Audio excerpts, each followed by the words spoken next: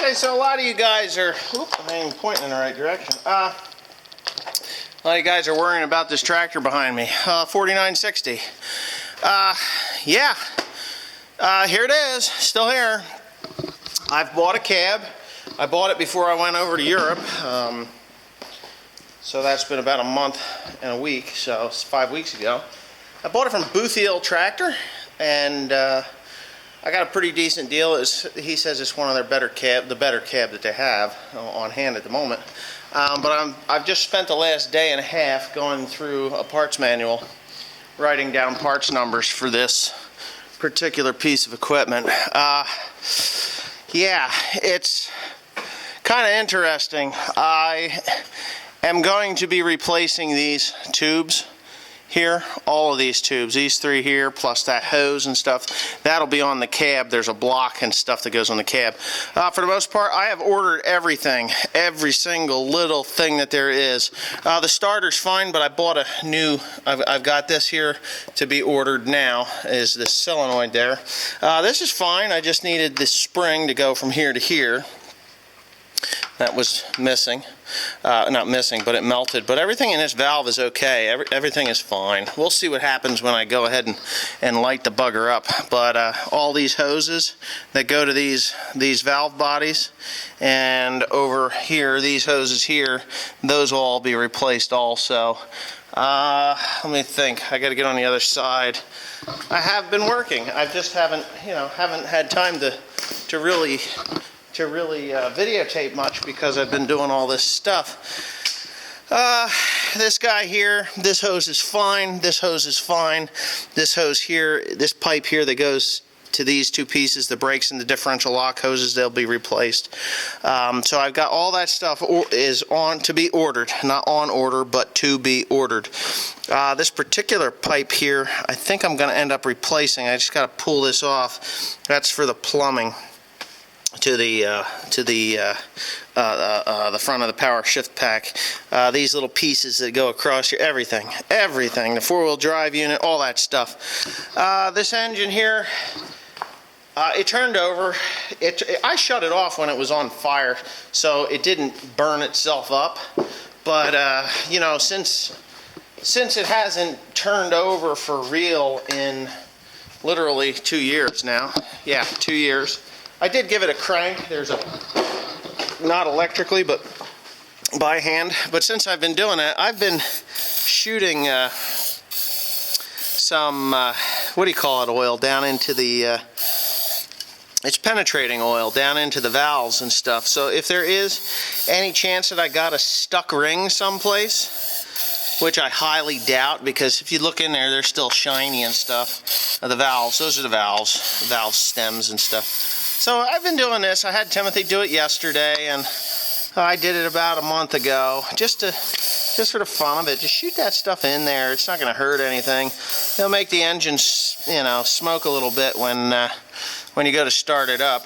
But this is the turbo pipe, the turbo pressure line.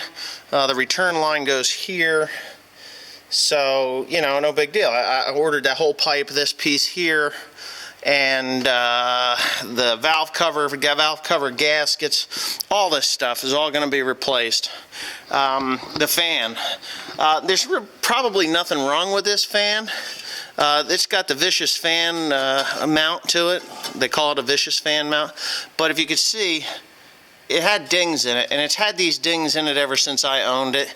And you know, for having 7,200 hours on the engine, you know, it's just a good idea to change that fan blade over. Plus, you got all this shroud material that melted off of the radiator.